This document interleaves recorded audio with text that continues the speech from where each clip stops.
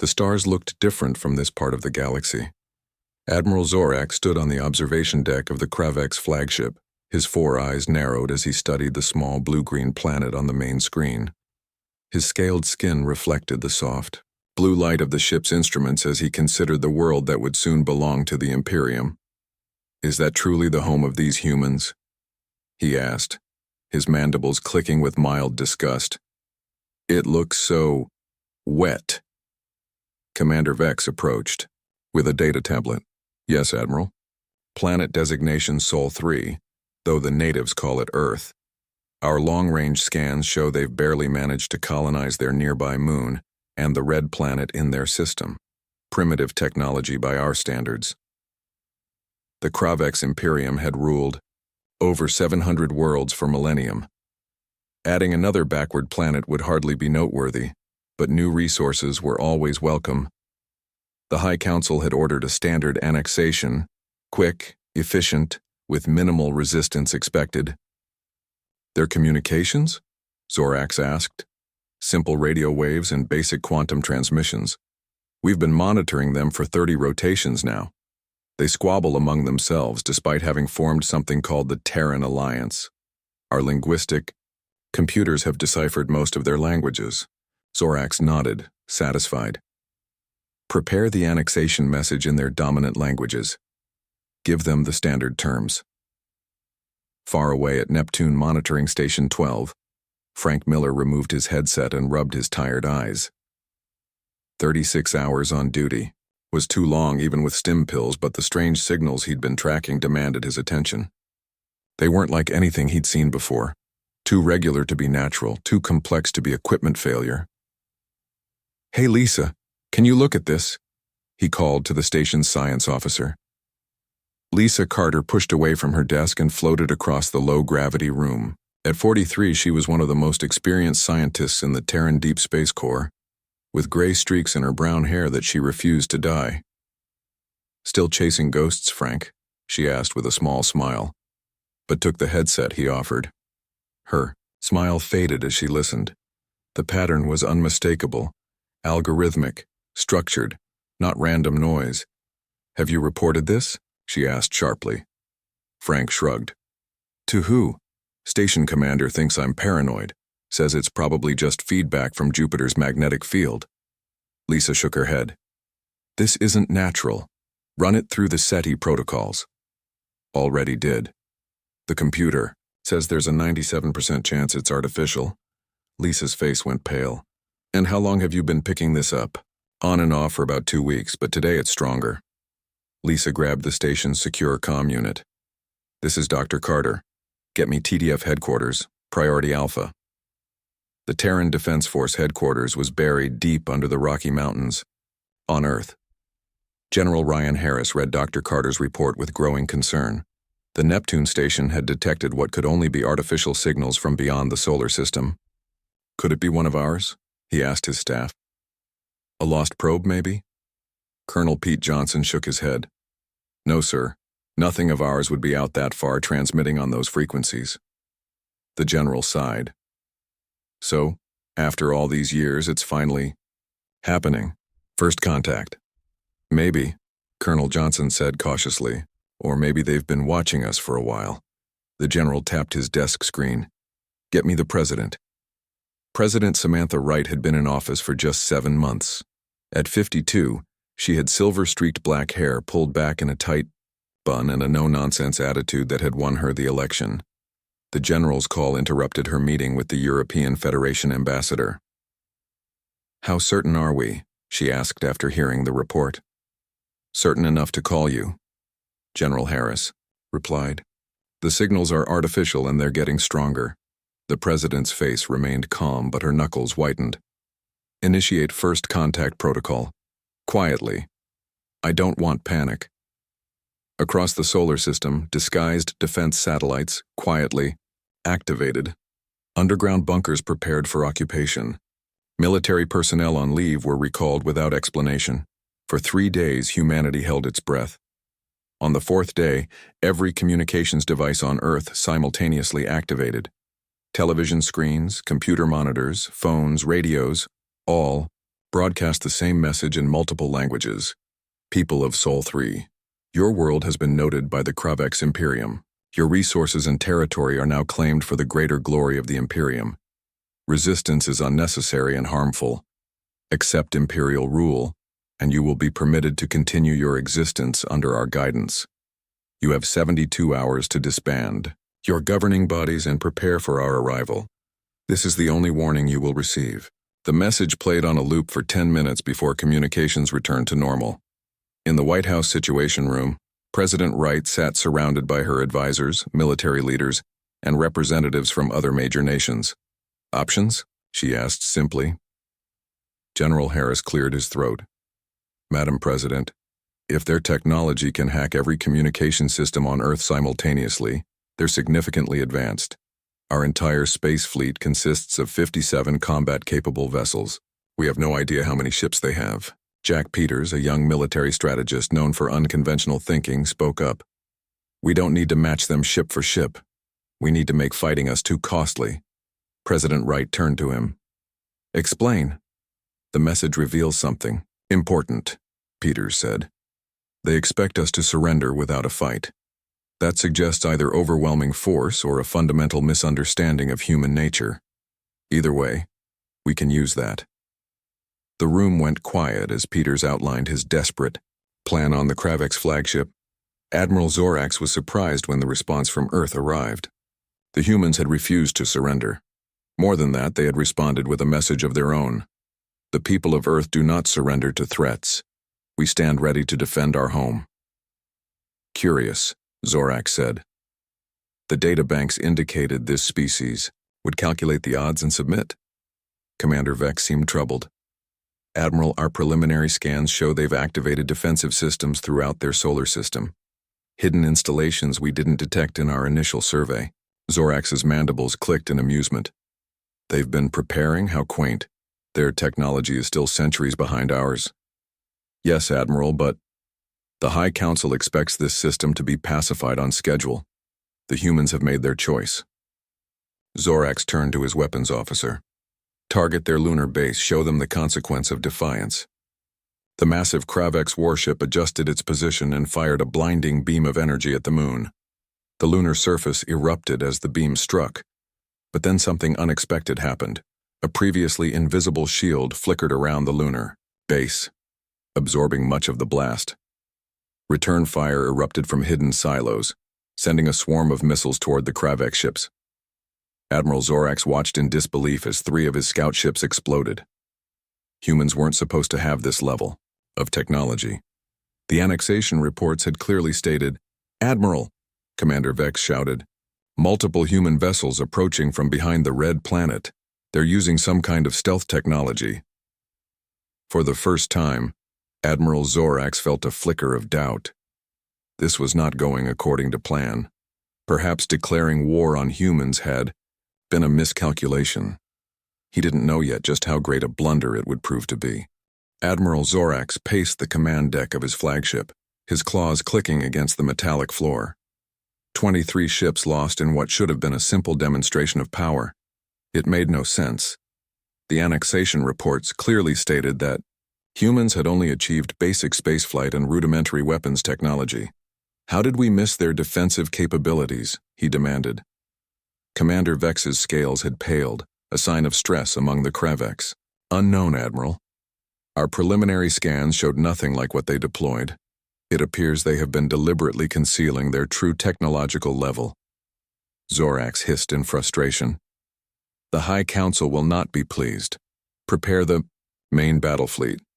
If these humans want resistance, we will show them the full might of the Imperium. Back on Earth, President Wright addressed the emergency session of the Terran Alliance. Representatives from all nations sat in the underground chamber beneath Geneva, their faces showing a mix of fear and determination. The alien force has retreated temporarily after our lunar defense grid repelled their first attack, she said, her voice steady despite the dark circles under her eyes. But our scientists believe they will return with greater numbers. The European Federation representative stood. How is it possible that we kept such defensive capabilities secret, even from most of our own people? President Wright nodded to General Harris, who activated a holographic display in the center of the room. Project Watchman began 50 years ago, the general explained, when our deep space telescopes detected unusual activity near the Kuiper belt.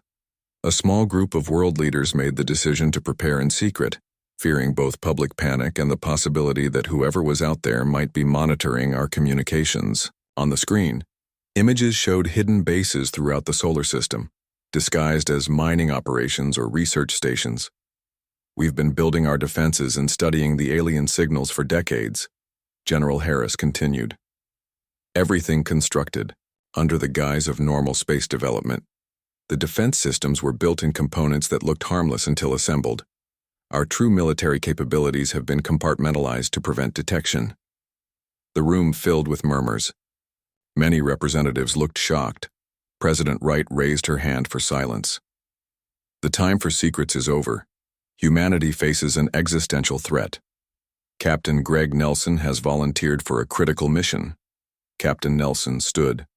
At 38, he had the weathered look of someone who had spent years in space. His blue eyes were steady as he addressed the assembly. My ship, the Defiance, will gather intelligence on the alien fleet. We've adapted their own stealth technology based on the signals we've been studying.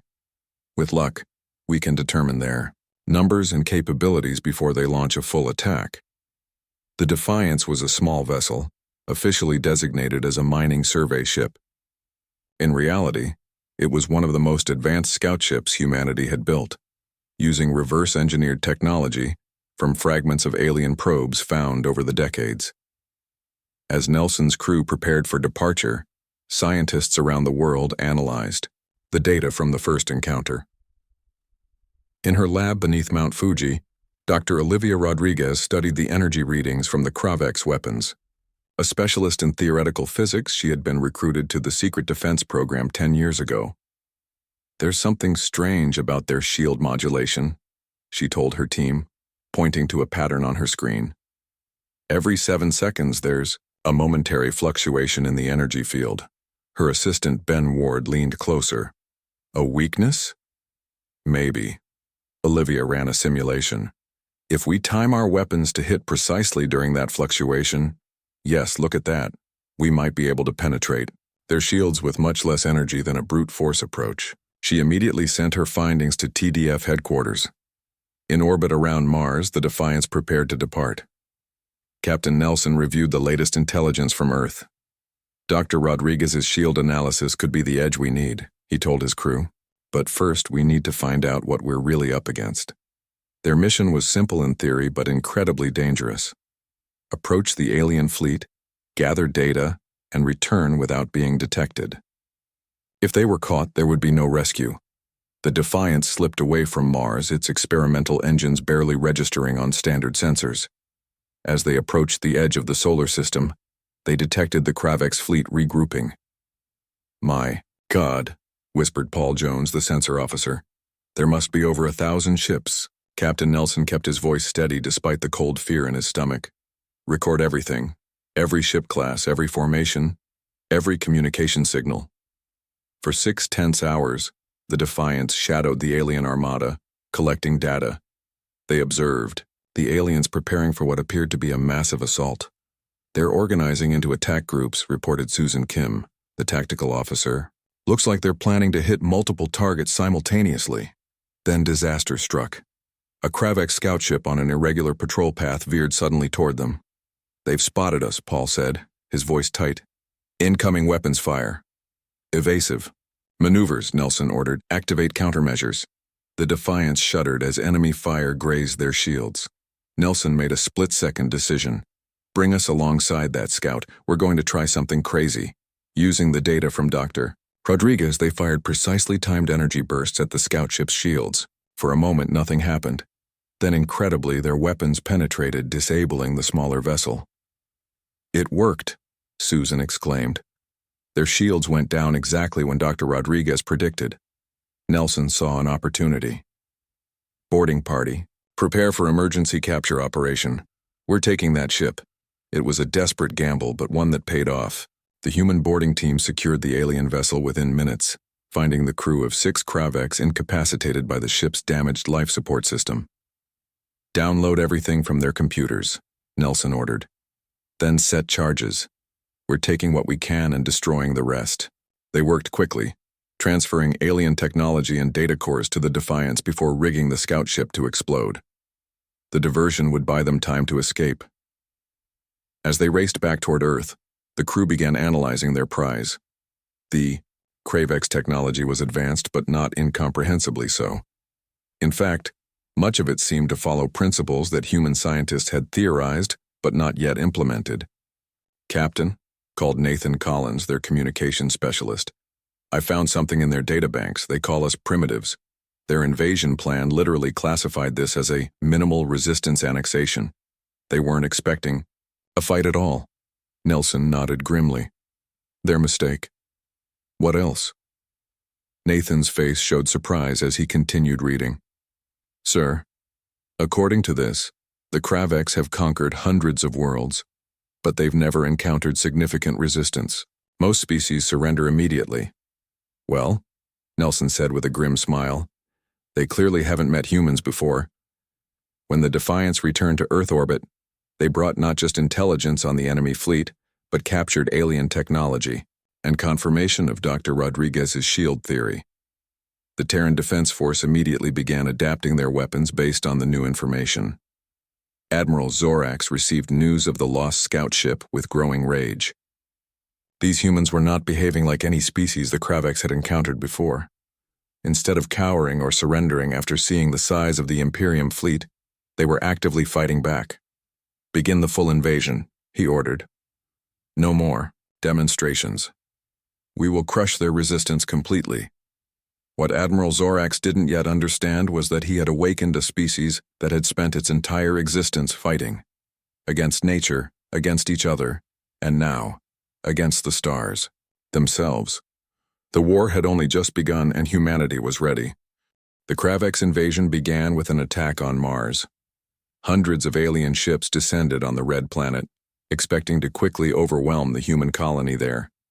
What they found instead was a trap. As the Kravex fleet entered Mars orbit, hidden defense platforms activated.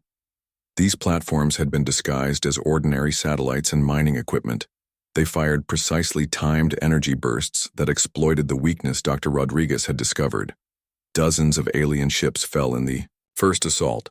Admiral Zorax watched from his command ship as the battle unfolded. His mandibles clicked rapidly, a sign of extreme agitation among his species. "How are they doing this?" he demanded. "Our shields should be impenetrable to their level of technology." Commander Vex studied the battle data with growing concern. They seem to have identified the harmonic pattern in our shield generators. They're timing their attacks to coincide with the micro-fluctuations. "Impossible!" Zorax slammed his clawed hand on the console. "That would require sensor technology far beyond what our intelligence indicated they possess." "Yet they are doing it," Vex replied quietly, and with disturbing precision. On Earth, President Wright and her military advisors watched the battle through the eyes of orbital satellites. General Harris allowed himself a small smile as the alien fleet's formation broke apart under the unexpected resistance. "Mars Defense Grid reports 37 enemy ships destroyed, 22 damaged," an officer reported. "Our casualties are within acceptable parameters." "What about the civilian population?" President Wright asked. "Safe in the underground shelters," the officer assured her. "The evacuation was completed 12 hours before the enemy arrived." Jack Peters, the young military strategist, studied the holographic battle display. "They're adapting. Look at their formation changes." He was right. The Kravex ships were pulling back, regrouping into a new formation that provided overlapping shield coverage. "They learn quickly," General Harris noted. "But so do we." In her laboratory, Dr. Rodriguez worked frantically with her team to counter the aliens' adaptation. They had anticipated this response and prepared accordingly. "Their shields are harmonizing," Ben observed. "Our timing trick won't work as well now." Olivia nodded. "But that creates a new vulnerability. The energy transfer between ships creates interference nodes where two fields overlap." She pointed to her simulation. "If we target Those points, we can create a cascade failure through multiple vessels. She sent the new targeting data to the defense forces. Within hours, human ships began exploiting this new weakness. The battle for Mars continued for 3 days. What the Kravex had planned as a quick subjugation turned into a grinding conflict. Human forces fought with unexpected ingenuity, constantly adapting their tactics. On the 4th day, Admiral Zorax received disturbing news. A second human fleet had appeared behind his forces, attacking from the direction of Jupiter. Somehow they had managed to hide an entire battle group from Kravex sensors. "We're being flanked," Commander Vex reported. "They have installations on the Jovian moons that our scouts never detected." Zorax made a difficult decision. "Order a temporary retreat. We will withdraw to Neptune's orbit and reconsider our approach." As the Kravex fleet pulled back, humanity celebrated its first major victory, but military leaders knew this was just the beginning. "They'll be back," Captain Nelson warned during the emergency council meeting, "and they'll have countermeasures for our tactics." "Then we'll need new tactics," President Wright replied. "What did we learn from the captured technology?" Nathan Collins, now promoted to lead the alien tech research team, stepped forward. He had spent days studying the Kravex computer systems they'd captured from the scout ship. Their communication network is their greatest strength, but potentially their greatest weakness, he explained. All Kravex ships are linked in a tight data web. It lets them coordinate perfectly, but if we could hack into it, we could disrupt their entire fleet, General Harris finished. Nathan nodded. "Exactly. I think I can create a virus that would target their navigation systems. It won't be easy, but it's possible." President Wright gave her approval. "Do it. In the meantime, we need to prepare for their return." Across the solar system, humanity continued its preparations. The war effort united Earth in a way nothing had before. Old conflicts were set aside as people worked together for survival. In factories around the world, workers built weapons and ships using the new understanding of alien technology. Volunteer pilots trained on simulators programmed with data from the Mars battle. Children prepared for possible evacuation to underground shelters. 3 weeks passed before the Kravex returned. This time their fleet had swelled to over 2,000 ships. They had called in reinforcements from nearby systems. Admiral Zorax had also adapted his strategy. Rather than focus on population centers, he targeted human infrastructure, communication arrays, power stations, and transportation hubs. "Cut off their ability to coordinate," he ordered, "then isolate and eliminate their military forces." The plan might have worked against another enemy, but humans had spent their entire history fighting. They had planned for this possibility. When the Kravex destroyed the main communication satellites, backup systems hidden in ocean floors and mountain ranges activated. When they attacked power stations, decentralized microgrid systems kept essential services running. For every system the aliens disabled, humans had redundancies in place. The battle raged through the inner solar system. Both sides took heavy losses, but the Kravex were shocked by humanity's resilience. No species they had ever encountered had continued fighting after suffering such damage. On the Kravex flagship, Admiral Zorax received disturbing reports from the High Council. Other annexed worlds were watching this conflict closely. If the mighty Imperium could not quickly subdue one primitive planet, others might begin to question Kravex authority. "We must end this quickly," he told his commanders. "Prepare the planet-killer weapon." Commander Vex looked alarmed. "Admiral, the Council has not authorized such measures for inhabited worlds." "I will take responsibility," Zorax snapped. "These humans have proved more troublesome than expected. We will make an example of their home moon." The planet killer was the Imperium's most fearsome weapon, a device that could destabilize a planetary body's core, causing it to break apart from within. It had only been used on uninhabited moons and asteroids in the past. As the massive weapon was brought into position near Earth's moon, human sensors detected unusual energy readings. "Something big is happening," Paul Jones reported from the bridge of the Defiance, which was patrolling near lunar orbit. "The energy output from that alien flagship just tripled." Captain Nelson studied the readings. Whatever it is, it can't be good. All ships, prepare to engage. But before the human fleet could attack, Nathan Collins's plan came to fruition. The virus he had created infiltrated the Kravex communication network, spreading from ship to ship. Suddenly, across the alien fleet, navigation systems went haywire. Ships veered off course, some colliding with each other. The carefully coordinated Kravex battle formations dissolved into chaos. On the flagship, Admiral Zorax watched in horror as the planet-killer weapon, its targeting systems compromised by the virus, fired prematurely, directly at his own support fleet. The resulting explosion destroyed over 100 Kravex ships and severely damaged the flagship itself. For the first time since the war began, Admiral Zorax felt something new. Fear. What kind of species had they challenged? Perhaps declaring war on humans truly had been their greatest blunder. Admiral Zorax was no longer in command. The High Council had relieved him of duty after the planet-killer disaster, replacing him with Admiral Krell, a veteran of 100 conquests. Krell's first act was to pull the remaining fleet back to the edge of the solar system to regroup. "The situation is worse than reported," Krell told his commanders as they gathered on the new flagship. "We have lost nearly 400 ships, and the humans grow bolder by the day." Commander Vex, who had been spared removal due to his detailed knowledge of the campaign, spoke carefully. "Admiral, I believe we should consider a strategic withdrawal. These humans are unlike any species we have encountered." Admiral Krell's upper eyes narrowed. "The Kravex Imperium does not withdraw. We will crush these primitives, but we will do it intelligently." He activated a holographic display of the solar system. "We have been fighting according to conventional wisdom, treating humans as we would any other species. That was our mistake." His claw pointed to various points around Earth. "Our new intelligence suggests humans evolved on a high-gravity, radiation-bathed death world. They can survive conditions that would kill most sentient beings. Their bodies repair damage at remarkable rates.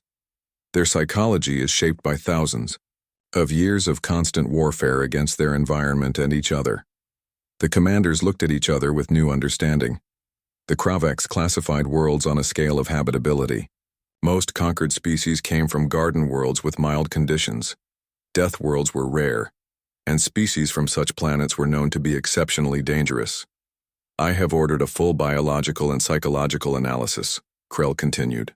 "In the meantime, we will try a new approach. We will offer peace." On Earth, the mood was cautiously optimistic.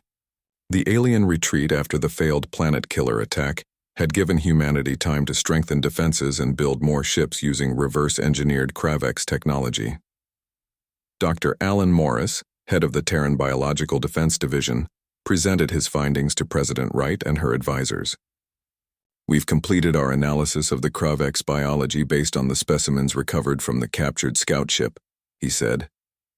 His round glasses reflected the light as he adjusted them. "They're highly advanced, but they have significant vulnerabilities." He displayed a holographic model of Kravex anatomy. "Their respiratory system is remarkably efficient, but extremely sensitive to certain compounds. We've developed a non-lethal gas that could incapacitate their troops without killing them." General Harris looked impressed. "A humane weapon?" Dr. Morris nodded. President Wright was clear that we should develop options beyond just killing them. This would give us an advantage in any ground combat without genocide. President Wright studied the hologram. "Have we received any word from them since their retreat?" "Nothing official," General Harris replied. "But our deep space arrays have detected increased communication between their fleet and what we believe is their home territory." Jack Peters, who had been promoted to colonel after his successful strategies during the Mars defense, spoke up. "They're asking for instructions, or reinforcements." The meeting was interrupted by an urgent message. "Madam President, we're receiving a transmission from the alien fleet. They're requesting a diplomatic channel." The room went silent. After weeks of brutal warfare, the Kravex wanted to talk. President Wright straightened her jacket. "Put them through." The main screen activated, showing Admiral Krell. His alien features were intimidating. 4 eyes, scaled skin, and mandibles that clicked as he spoke. The translation software converted his speech to English. Leader of Earth, I am Admiral Krell of the Kravex Imperium. I propose a temporary cessation of hostilities to discuss terms. President Wright kept her expression neutral. Admiral, your forces attacked us without provocation. You demanded our surrender and attempted to use a planet-destroying weapon against us. Why should we trust any offer from the Kravex now? Krell's mandibles clicked rapidly.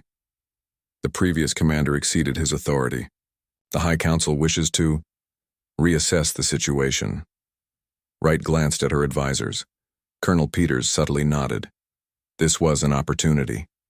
We are willing to hear your proposal, she said carefully. But any meeting must take place on neutral ground, with equal security protocols.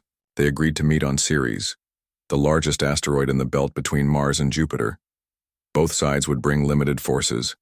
Captain Kelly Martinez was chosen to lead the security detail for the human delegation. At 35, she had proven herself one of Earth's most capable tacticians during the defense of the Jupiter moons. I don't like this, she told Colonel Peters, as they prepared the diplomatic vessel. It could be a trap.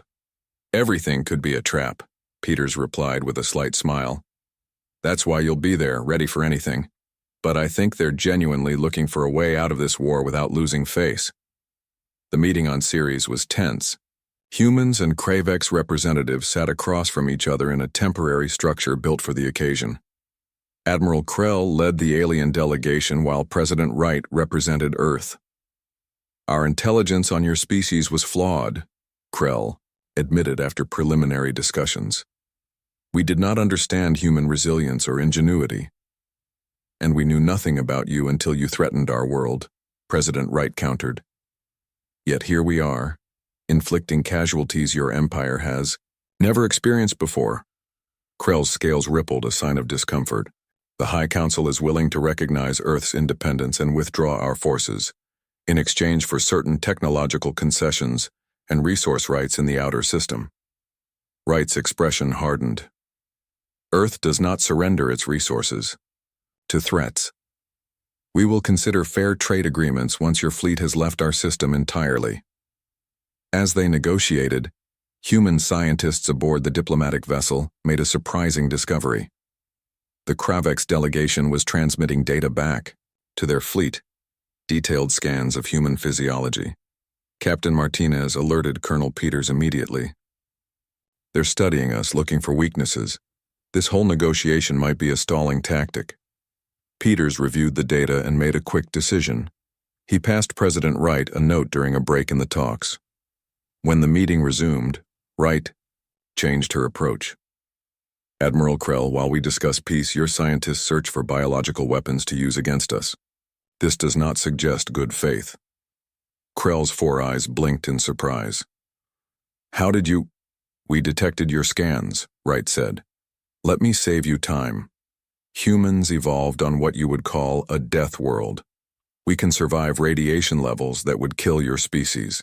Our immune systems fight off thousands of pathogens daily. We breathe oxygen, which is corrosive to most life forms. Our bodies can repair damage that would be fatal to your people. She leaned forward. And most importantly, we never stop fighting. Not when we're hurt, not when we're outnumbered, not when victory seems impossible. Your empire has never faced a species like ours before. For the first time, Admiral Krell seemed genuinely disturbed. The reports from our xenobiologists suggested as much, but I did not fully believe them. Your world should not have produced sentient life. And yet, here we are, Wright replied. Now shall we discuss real peace terms, or does the Kravex Imperium wish to continue a war it began but cannot win? As the negotiations continued, both sides studied each other carefully. The humans recognized the Kravex were still dangerous, a vast empire with technology still ahead of Earth in many areas. The Kravex began to understand they had awakened something unprecedented in their long history of conquest. Meanwhile, in the darkness beyond Neptune, a new Kravex fleet was gathering. The High Council had not yet decided whether to accept peace or commit their full military might to crushing the human resistance once and for all. The fate of both species hung in the balance. The peace talks on Ceres continued for 4 tense days. During this time, human intelligence confirmed that a new Kravex battle group had entered the solar system. President Wright confronted Admiral Krell with this information on the 5th day. "You speak of peace while positioning reinforcements," she said, her voice cold. "This suggests your empire is not negotiating in good faith." Admiral Krell's mandibles clicked rapidly. "The High Council sent those ships before our talks began. I have requested they maintain their position beyond your Neptune." "Not good enough," Colonel Peters interjected. "Either recall them completely or we end these negotiations now." For several moments, Krell was silent. The four eyes blinked in sequence, a sign of deep calculation among his species.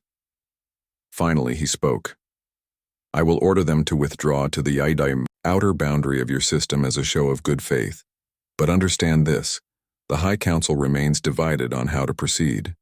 Some still believe subjugating Earth would be worth the cost." President Wright nodded. "Then perhaps it's time they understood exactly what that cost would be." She signaled to Captain Martinez, who activated a secure data transmission. On the screen appeared detailed schematics of new human weapon systems, designs that incorporated and improved upon captured Kravex technology. "Our engineers have been busy," Wright explained. "These ships are already in production. Within 3 months, we will have a fleet that can match yours in both number and capability." What she didn't mention was that this was partly a bluff. Earth could indeed build these ships, but not nearly as quickly as she implied. Still, the effect on Admiral Krell was immediate. "How did you adapt our technology so rapidly?" he asked, genuine surprise in his voice. Dr. Olivia Rodriguez, who had joined the diplomatic team as a technical advisor, answered. "Humans are resourceful. We've been preparing for contact with alien life for centuries. In our fiction, our science, our defense planning. When you arrived, we were afraid but not surprised.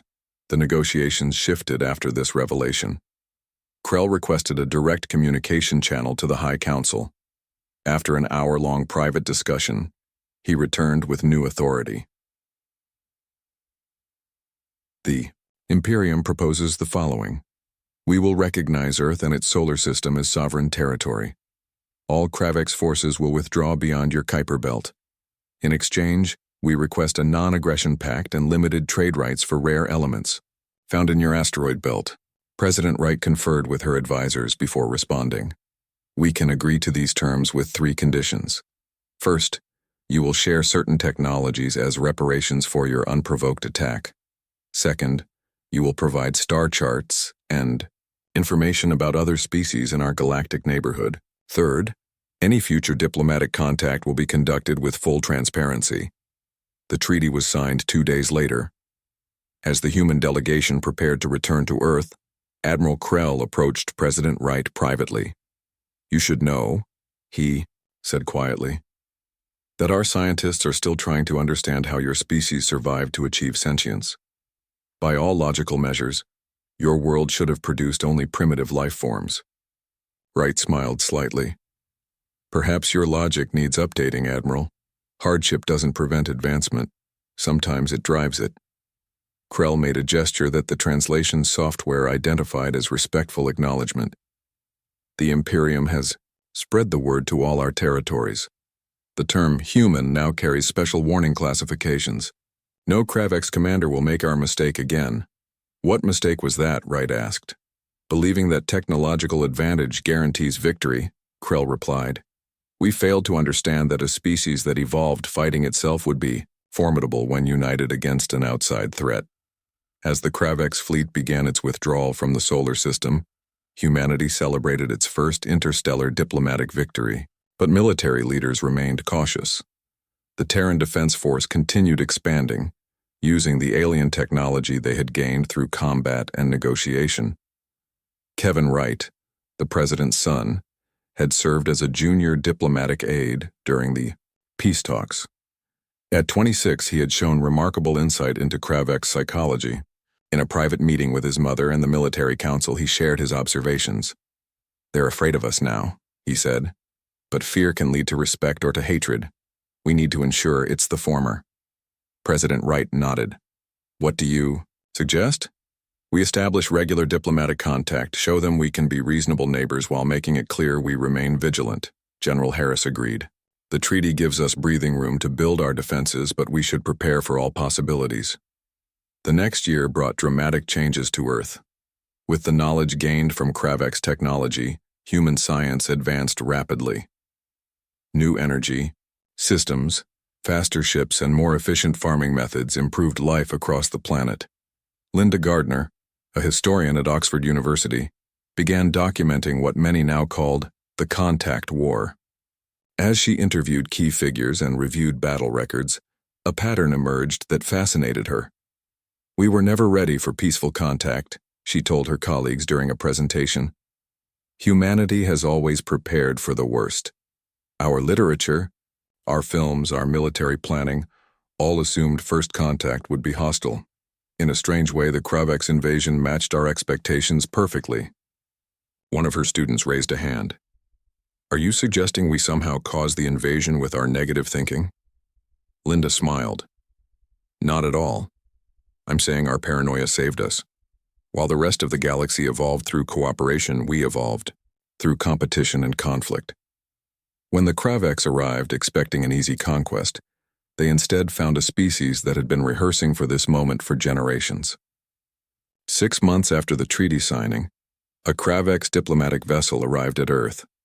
Admiral Zorax, the commander who had led the original invasion, was aboard, no longer an admiral, but a prisoner being returned to face human justice. To the surprise of the Kraveks delegation, President Wright pardoned him. Retribution would only continue the cycle of violence, she explained to reporters. "We choose to demonstrate that humans can be merciful as well as formidable." Zorax, stunned by this decision, requested permission to remain on Earth as a cultural liaison. "I must understand the species that defeated the Imperium," he said. "Perhaps there are lessons my people need to learn." As news of the war spread through the galaxy, other alien civilizations began approaching Earth, some seeking alliances against the weakened Kraveks, others hoping to establish peaceful relations before humans expanded beyond their solar system. Captain Nelson, now Admiral Nelson, oversaw the construction of Earth's first true deep space exploration vessels. "We won't be caught unprepared again," he told the graduating class of the new Terran Space Academy. "But neither will we become conquerors. We go to the stars not because they threatened us, but because they're there."